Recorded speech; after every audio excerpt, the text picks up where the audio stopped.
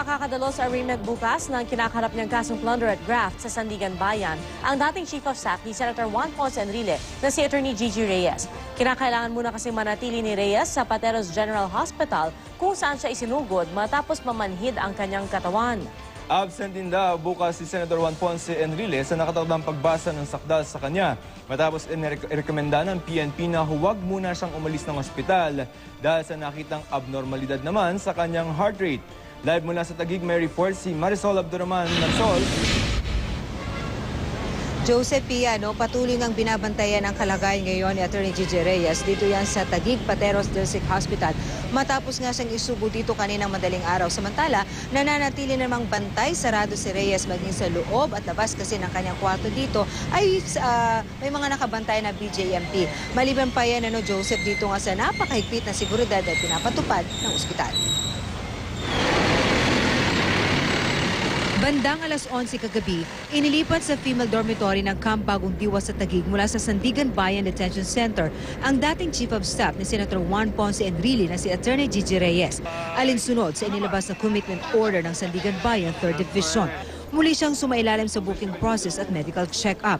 Pero makalipas lang ang 2 oras, isinugod si Reyes sa Taguig Pateros District Hospital bandang alauna ng madaling araw. Inireklamo raw niya ang pamamanhid ng katawan. Natapos na yung medical check-up, natapos na din yung booking procedure, natapos na din yung mugshots. She started weeping and then all of a sudden it became uncontrollable. And it became so severe that she suffered seizure. Bakit po siya naiyak? Malungkot eh. Kwento ng kanyang kapatid, nagsusuka na noon si Reyes at masama na ang pakiramdam. BJMP personnel and friends, including her lawyers, carried her from the 4th floor of the facility to the ambulance and proceeded to the nearest government hospital. Pagdating sa ospital, umabot sa 170/110 ang blood pressure ni Reyes. Umiiyak at naging hysterical di umano si Reyes ayon sa doktor. Nagko-complain po kasi siya na parang kinakabahan, naninigas yung kanyang mga extremities, yung kamay, yung paa. At saka may suspetsa yung mga relatives na parang nagsisissure siya. So, medyo relax na po siya pero may episodes po na umiiyak pa rin siya. Nag-ECG po kami, nag-request tayo ng mga laboratory exams and nagbigay po tayo ng gamot para sa kanyang anxiety. Lumabas sa medical results na may hypertensive urgency at neurocirculatory ischemia si Reyes. Pero kaninang umaga, bumaba na raw ang presyon niya sa 130/90. Stable but guarded daw ang kanyang kondisyon ngayon. Pero kailangan pang manatili sa ospital ni Reyes para maobserbahan. Bukod kasi sa may history ng hypertension si Reyes, tingin ng doktor, meron din daw siyang anxiety disorder. Agad namang naghain ng motion for reconsideration ang kampo ni Reyes sa Sandigan Bayan para mailipat siya sa PNP Custodial Center kung saan nakakulong ngayon ang mga kapwa niya akusado sa kasong plunder na sina Senators Bong Revilla at Jingo Estrada. Una nang hiniling ni Reyes na doon na lang siya ikulong. Maliban sa kanyang medical condition, natatakot daw si Reyes para sa kanyang seguridad sa ladies dorm sa Camp Bagong Diwa. Makakasama niya kasi roon ang ilang NPA detainee na galit daw sa dati niyang boss na si Enrile. The civilized facility itself. Now, is she to be faulted for it? And because of that, special treatment ka na? No. Bukas na ang arraignment para sa kasong plunder ni Reyes. Pero dahil sa kanyang kondisyon, hindi raw siya makakadalo. Maging ang kapwa niya akusado na si Enrile, hindi rin makakapunta sa pagbabasa ng sakdal. Ayon sa PNP Health Service, may uncontrolled hypertension ang senador. Tumataas pa rin ang kanyang presyon kahit may iniinom ng gamot. Kailangan nating i-control yon para naman ma-prevent yung mga complications na pwede mag-set in. Kanina, isang medical team mula sa Philippine General Hospital ang bumisita kay Enrile sa Krame para obserbahan ang lagay ng senador. Sa lumabas na resulta ng 2-day echo, nakitang may abnormalidad sa heart movement ni Enrile. Sa rekomendasyon ng grupo, kinabitan si Enrile ng Holter monitoring machine para malaman ang irregularity sa heartbeat ng senador sa loob ng 24 na oras. Joseph, sa pinakahuling impormasyon na binigay sa atin ng ospital around 5:30 p.m. kanina, nasa 100/70 na lamang po ang BP at ni Reyes. Gumaganda na rin daw ang kanyang kalagayan kung ikukumpara sa kanyang kondisyon nang danhil siya dito 1 a.m. kanina at ngayong umaga at hanggang tanghali kanina.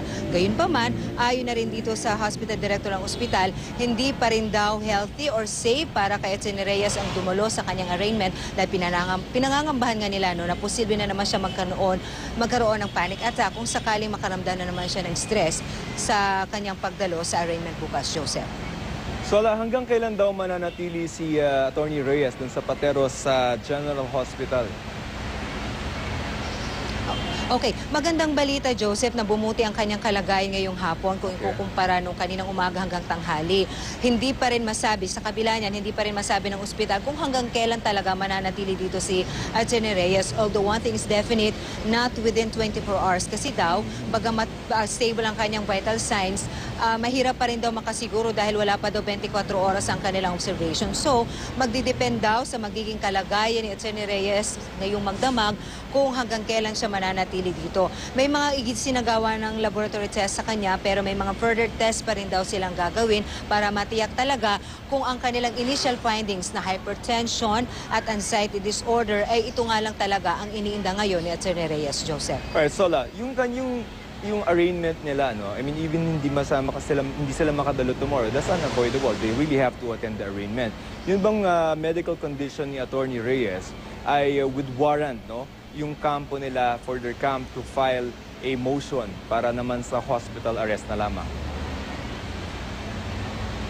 Oo, dahil nga doon sa kanilang kondisyon, mismo ang doktor na talaga nagsabi na hindi talaga daw nila mapapayagan, lalo't depende raw ito sa magiging kondisyon. Nauna na rin binabanggit naman itong kampo ni Atty. Reyes na maliban nga dito sa kanilang urgent motion na mailipat siya, depende raw ito sa magiging rekomendasyon ng doktor at magiging kalagayan ni Atty. Reyes. They might, Joseph, really ask for hospital arrest na rin, considering na hindi lamang hypertension at saka itong anxiety disorder ang pinangangambahan ngayon ng mga doktor, kundi ito yung tinatawag nilang panic attack. Nagsisisure siya at meron din daw kasing history na before nagkaroon na rin daw ng parang na-paralyze na rin daw o nagkaroon din daw ng sakit noon sa brain itong si Atty. Reyes. Ayon na rin daw dito sa kanya na sinabi niya dito sa hospital director ng Taguig Pateros District Hospital. So ito ngayon yung kinatatakutan nga ng ospital. Kaya kahit daw sa ngayon lang ang kanilang impression ay hypertension at saka anxiety disorder, Joseph, dahil nagkaroon na rin siya ng Bell's palsy before at coronary artery disease, mahirap daw na basta na lamang daw nilang payagan ng ganun-ganun. So baka nga hilingin din ng kampo ni Reyes ang pagkakaroon ng hospital arrest, Joseph. Okay, maraming salamat, Marisol Abduraman.